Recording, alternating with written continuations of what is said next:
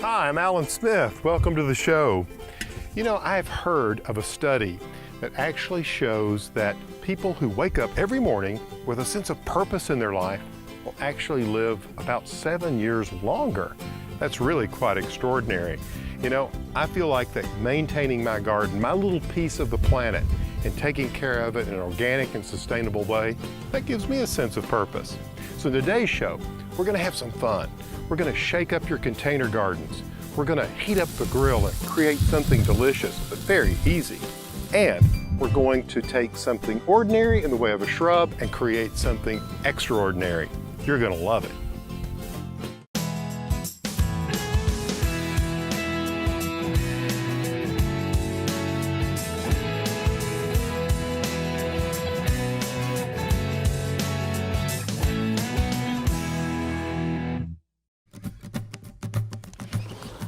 You know, we've all heard the phrase, why don't you think outside the box? Well, when it comes to the garden, I like to say, why don't you think outside the garden flower bed? For instance, think about plants that you typically use in a flower bed, but use them in containers. Look at this grouping of containers. The focal point here is this beautiful container with this sedum called lemon jade, and I've coupled it with just the basic purple fountain grass. Beautiful contrast, and a little later in the season, the sedum's gonna flower. So what about getting really radical and use a shrub in a container like this beautiful abelia called Sunny Anniversary? I love the foliage and these blooms, and this plant blooms for a long time. And speaking of shrubs with flower power, look at this little beauty. This is butterfly bush, a great friend of the gardener and to insects. Buddleia, lo and behold, lilac chip. Just look at all of these gorgeous flowers, and true to its name, the butterflies love it. Beautiful mounding habit, perfect for a container. Let's say you want a shrub with gorgeous foliage. Why not this Physocarpus tiny wine? Even after its spring flowers disappear, its rich red foliage will work great with lots of color combinations. And don't forget about all the grasses, like this panicum called Cheyenne Sky. This petite red grass is ideal for containers and will look great well into the fall. And take a look at this container. I know it looks like a container of lantana with a toupee because of this beautiful Mexican fountain grass, or you might even say Cousin It is living in your flower pot. But what we've done here is we've come up with a combination of a really cool grass and this lantana called Luscious Lemonade. You should give it a try. So take the challenge, think outside the garden bed, move some of those regulars that you find in the flower bed into some containers. Get your hands in the soil and have some fun. Look at you, you're so beautiful, you luscious lemonade. Much more garden style still to come, including a visit to America's oldest topiary garden. And up next, a stroll through the veggie garden sparks the grill, so stay tuned.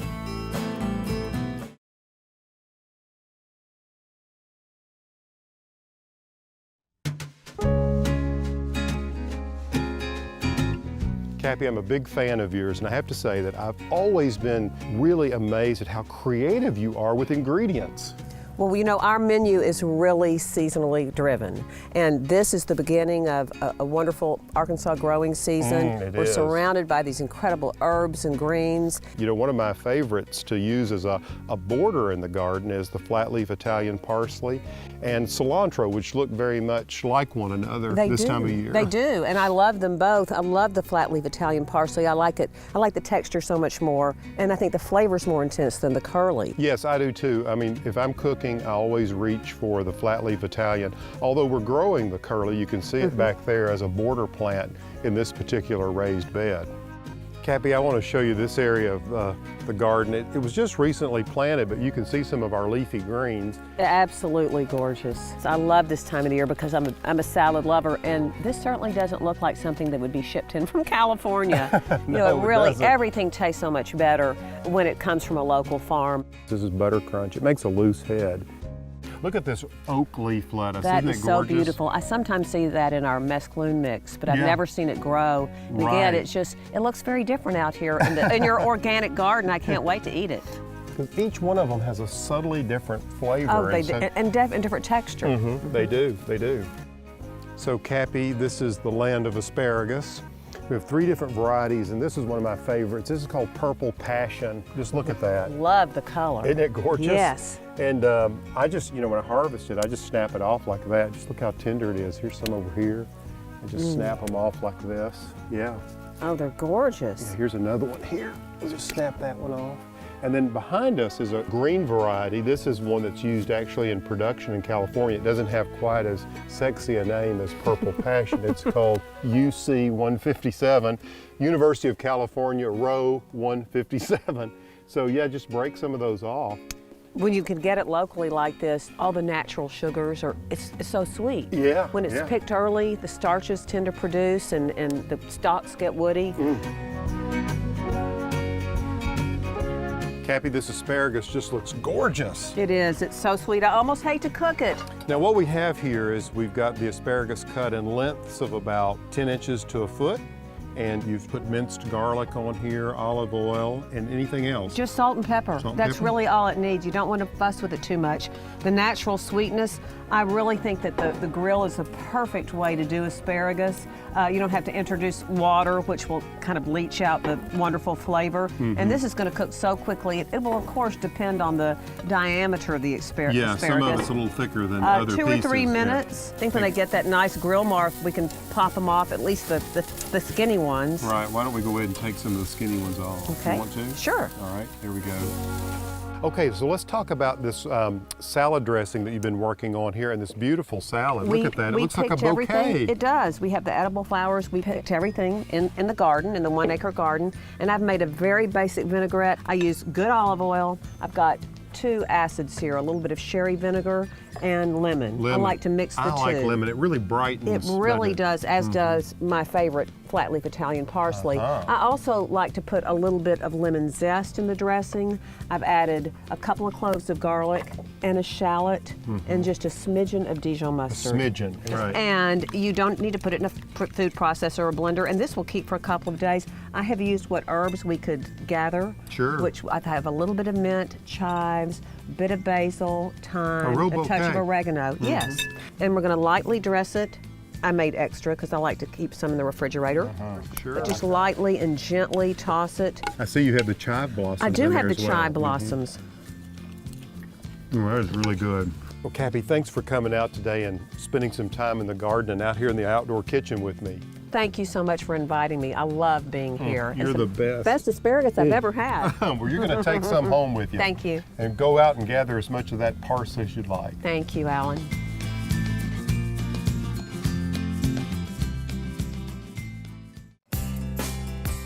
After the break, how to pick the right tomato for the job. Garden Style will be right back.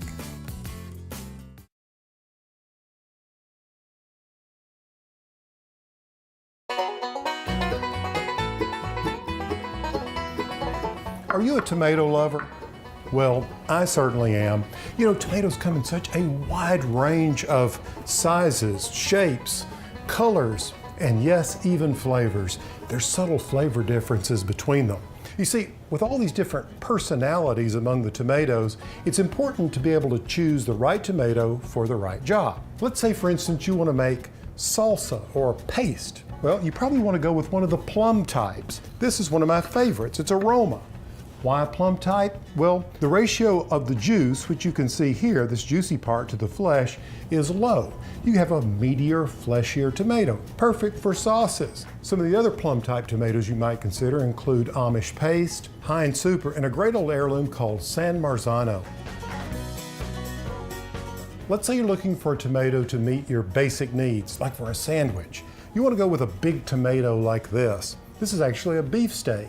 These big round tomatoes, well, they're juicier. So when you slice into them, you'll see there's more juice around here. Let me slice it again and you'll get a better idea of what I mean. Ah, look at that. Some other examples of tomatoes in this class would include Mortgage Lifter, Better Bush, Celebrity, Cherokee Purple, one called Bradley Heirloom, and the most recent addition to my garden, a tomato called Debut. These are all varieties I've grown in my garden, and I love them all. Then what about a tiny tomato for your salad or just for snacking? Just look at some of these little guys, like this one called Sweet 100. Nature's candy, So sweet. No wonder they named it that. Or this one called Juliet. Or this one called Yellow Pear. It's easy to see how it got its name. As you can see, there are all kinds of tomatoes, but just think of these 3 different categories. Now, some of the other sweeter, smaller, snacking-sized tomatoes I've grown in my garden, well, they include black cherry, husky cherry red, or sun gold. So whether you're looking for something that's sweet, tangy, robust, meaty, there's a tomato out there to meet any of your needs. The main thing is just to get creative and enjoy.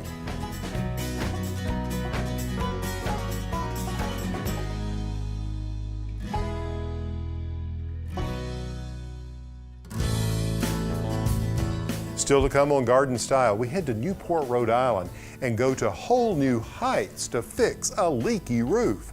Plus, a little trimming at America's oldest topiary garden.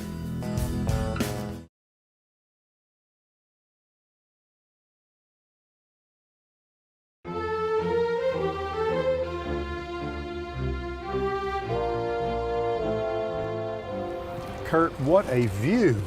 It's unbelievable. Oh my gosh. This is a foggy day, but a beautiful day, nevertheless. Yes, my And word. the roof, you can see all the things we've had to do here, flashings, chimneys, 5 different color tile were made.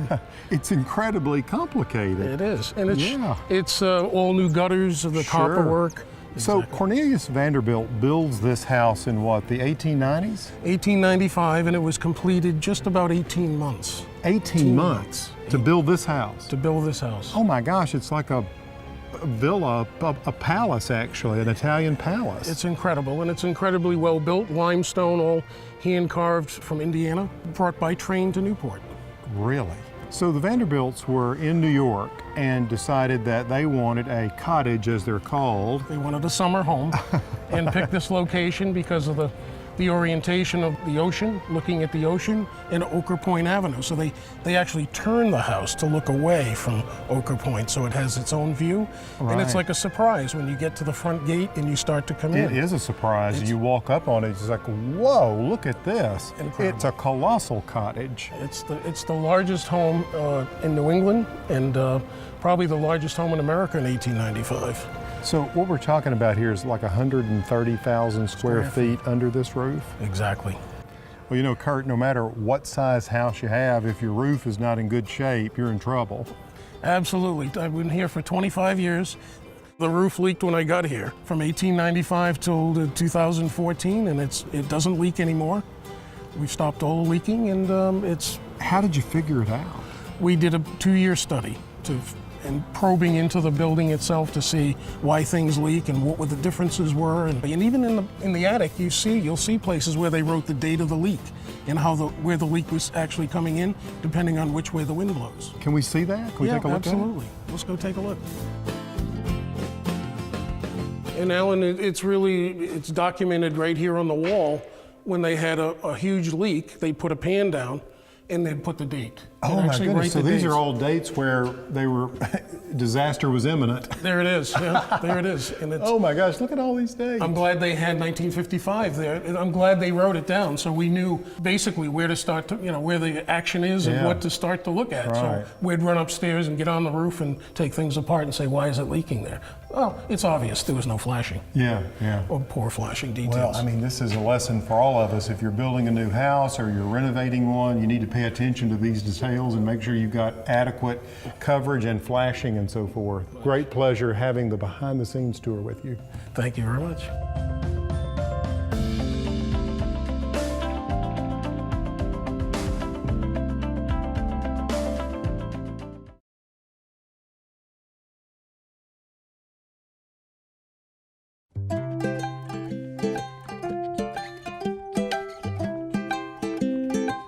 Jim, why do you think topiary is so amusing to us?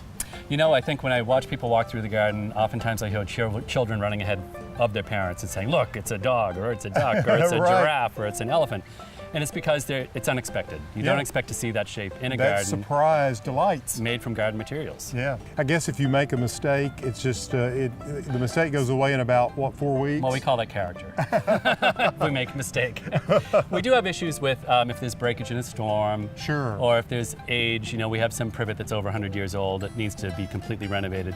Well, you know, topiary goes way back. I mean, there are references where the Romans were actually That's doing right. topiary and so forth. But this particular garden was started when? At the turn of the century? 1900, 1901, around there. I see. It was started by an Azores immigrant. His name was Jose Carrero, and it just so happens that his father and grandfather both practiced topiary in the Azores at a botanic garden. And they did not know this when they hired him. He was hired to be the estate gardener to grow vegetables and fruits for the summer house. And they left him alone for a few years, on the grand tour, and they came back and they had all these topiaries started. Oh my word, he was sort of the Edward Scissorhands of the day. He was just obsessed with it. That is fantastic. So Jim, is there a favorite plant you have that you would create topiary from? I would, and I have a few at home myself. I wouldn't go the privet route if you don't want to trim every 2 to 3 weeks. Right, it'll keep you busy. Yep, so I have topiary at home of boxwood and yew and things that only require 1 or 2 trimmings a year. Anyone can engage in creating topiary. It doesn't have to be grand That's right, or it can large. be small scale. Yeah, Tabletop. and make it out anything you want. That's right. And what does it take in terms of staff to manage this? Because I know that people are always curious about what it takes to keep these privet animals in shape. Well, I'm not sure we'll ever have enough staff. It averages out to 4 full-time people during the growing season. 1 is fully dedicated to trimming topiary. That's his job in the summer months. So we're in a really great situation because we can take the time to actually take care of this garden. We're a preservation society. Nobody else has the time. This is incredibly labor-intensive, hundreds and hundreds of hours a summer to keep these animals in shape. So Jim, of all of the examples of topiary, is there a favorite of yours? I have to say I like the elephant the best. That's in the middle of the formal garden. Right. It just has an excellent African elephant shape. You tell immediately what it is. Yeah. And every year it just seems to get better. Well, it's delightful. Thank you for your time. Thank you.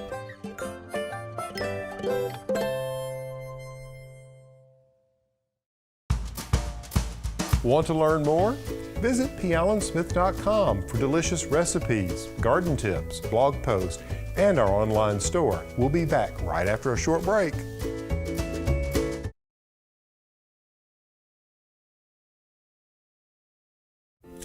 Well, that's all the time we have for today's show. But before we close, I just wanted to point out these wonderful alliums. These are ornamental onions. This particular variety is called Purple Sensation, and I love it. It's a great bulb to grow. I plant them in the fall and they bloom in the spring, just about the time the tulips are finishing up. And this variety of tulip, which almost is a perfect match, is called Negrita. I hope you've been inspired by today's show to live life with a little more purpose. The main thing is don't overthink it, just do it. See you next time. I'm Alan Smith.